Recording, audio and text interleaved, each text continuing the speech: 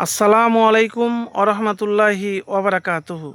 সবচেয়ে ছোট দোয়া যা আপনাকে আপনার চাওয়া জিনিসটা পেতে সাহায্য করবে ইনশাআল্লাহ।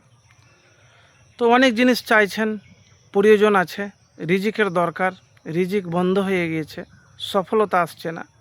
তো সব কিছুর জন্য এই কোরআনী শক্তিশালী দোয়াগুলি বেশি করে পড়বেন। আমি এমন এক দোয়ার কথা বলবো, হয়তো আপনি জানেন, না জানা নয়।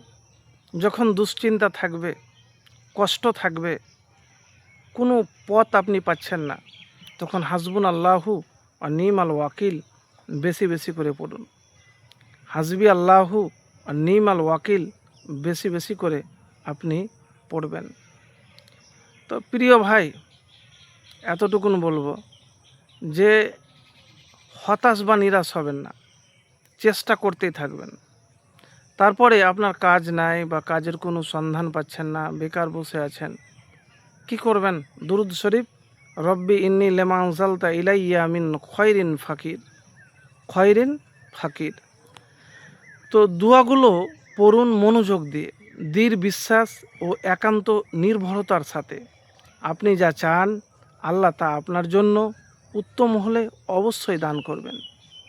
দোয়া কবুলের সময়গুলো খেয়াল করুন। তাহাজ্জুদ নামাজের পরে করবেন ও আজান ও একামতের মাঝখানে, এবং দুরুদ শরীফ শুরু এবং শেষে করবেন। হালাল উপার্জন, হালাল নিয়াত, গুনাহ থেকে বেঁচে থাকুন। তাড়াহুড়া না করে ধৈর্য ধরুন। দোয়া শুধু শব্দই নয়, এটা বান্দা আর আল্লাহর মাঝে গভীর সম্পর্ক। তো অনেক ভাই বলে, আমি তো অনেক দোয়া করছি, তা আমার তো কোনোভাবেই কাজ হচ্ছে না, আমি তো পাচ্ছি না। তো আমি এতটুকুন বলবো ভাই, বা হতাশ বা নিরাশ না হয়ে কখনো আশা ছেড়ে দিবেন না। কি করবেন? সব কিছুর মালিক মহান স্রষ্টা আল্লাহ সুবহানাহু ওয়া তাআলা।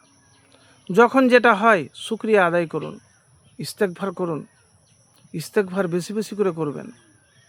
আমরা হয়তো অনেক সময়তে ভাবি যে মনে হয় এটা হওয়াটা ঠিক ছিল না, কিন্তু পরবর্তীতে দেখা যায় যে এটাই মনে হয় করলেন।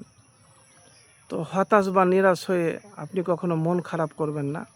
ইস্তেগফার, আস্তাগফিরুল্লাহ বেশি বেশি পাঠ করবেন, আল্লাহর কাছে দোয়া করবেন।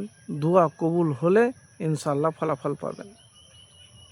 তো প্রিয় ভাই, যদি কোনো জিনিস জানার থাকে অবশ্যই কমেন্টে কমেন্ট করবেন, ইনশাআল্লাহ চেষ্টা করব উত্তর দেওয়ার হাদিস এবং কোরআন মোতাবেক।